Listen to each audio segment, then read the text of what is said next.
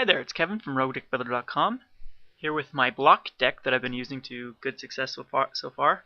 I've had 3 3-1 finishes and a 4-0 finish with this deck, so it is very competitive. I love it in the meta game.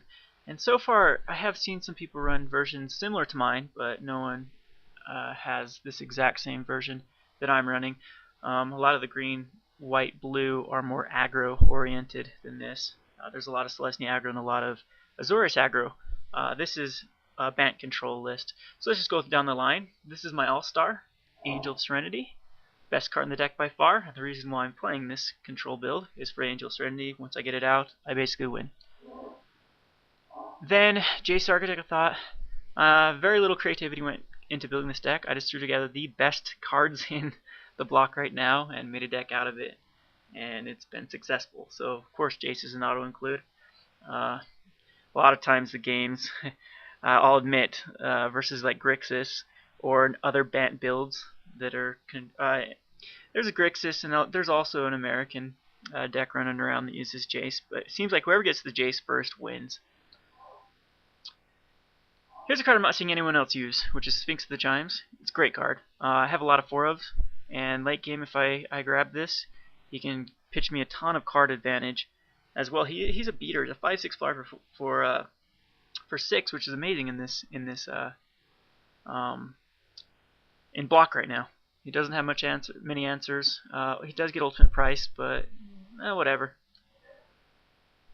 2 of Armada Wurm. These are another late game finishers, so we just stall until we can get a Armada Wurm, an Angel, or a Sphinx out. Sent our healers to get us there. Very good against the Azorius aggro, very good against Lesnia aggro, and very good against the Golgari aggro builds that are going around. I've actually even seen Rakdos aggro. So basically all the guilds have their aggro deck lists that are doing well. If you check out mtgonline.com, you can go to the on the right side. There's all the games that all the dailies, and you can see the winners of the decks. And I think almost every aggro archetype has won a 4-0 or a 3-1, so they're all competitive. Centaur Healer helps us against those matchups. Celestia Charm's amazing right now. It's such a great card. Desecration Demon, bye-bye. Lot of the Troll when they overextend with it. A lot of times they'll pitch a Slitherhead, put it back on the Lot of the Troll, and pitch another card, and the Lot of the Troll will be at 5. Goodbye, Lot of the Troll. Hits Deadbridge Goliath, which is played a ton.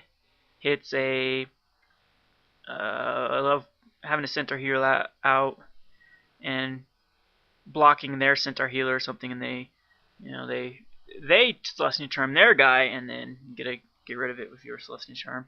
So there's a lot of strategies that just try to beat beats on people. Then it's Sphinx's Revelation. That's just a 1-of. I have 1 more in the sideboard. Great card. Helps us late game fill up our hand and much needed life. Detention Spheres. It's our tool. Basically whatever we want to kill. This card's not that great actually because everyone is playing Sundering Growth and Golgari Charm, but at least it gets some value out of it. Azorius Charm's amazing, helps us stall, put their attacker back on top, drag Mailer back on top.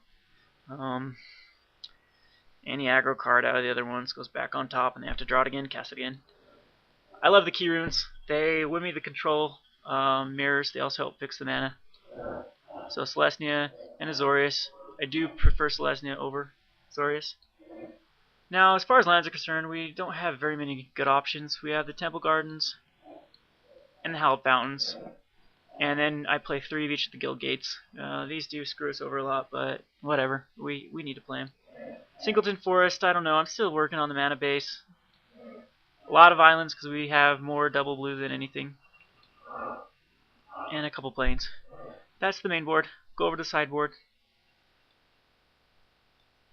Let's bring that up here. Supreme Verdict against the aggro decks comes in. 4 of. Another Sphinx's Revelation for the control comes in. Trostani versus aggro comes in. Armada Wurm, they can come in depending how I feel. Like, they don't come against the extremely aggro decks, they come against mid-range. They come sometimes against control. Sundering Growth comes against Detention Sphere. That's basically all I have to worry about. Stab Wound sometimes, but Stab Wound's kind of a bad card. Syncopates versus control. So that's just the rundown of it. The matchups that I'm weak against is Grixis Control. It's about a 50-50, and of course the mirror Bant Control. And American Control seems okay though. I mean, they don't have access to Rakdos's Return, which that's the card out of Grixis that really hurts us. Other than that, the matchups are very good. I've lost one, I think only against one aggro deck, and that aggro deck was a Rakdos aggro that I both games didn't seem to have the right mana composition to cast both Supreme Verdict and other. Um, like I'd be stuck on one blue, couldn't cast a Jace, or stuck on one green, couldn't cast a Drostani, stuck on one white, couldn't cast anything, you know, that type of thing. So, very good deck. I felt, admittedly, my 4-0 finish was F6 spamming versus Grixis Control and F6 spamming versus Bant Control. We were both down to very, very little time on the timer, and the faster computer in this case wins, but I did feel good about those games that I won. I probably would have won if they would have gone late in the third game. Angel Serenity is just a boss. I don't know why more people are not playing her. She's great. Amazing card. So anyway, post some games here in a minute. Right now I'm 1-0 in the daily. Just faced Golgari aggro. We'll see how it goes. Anyway, once again, this is Kevin from RogueDeckBuilder.com. Thanks for watching.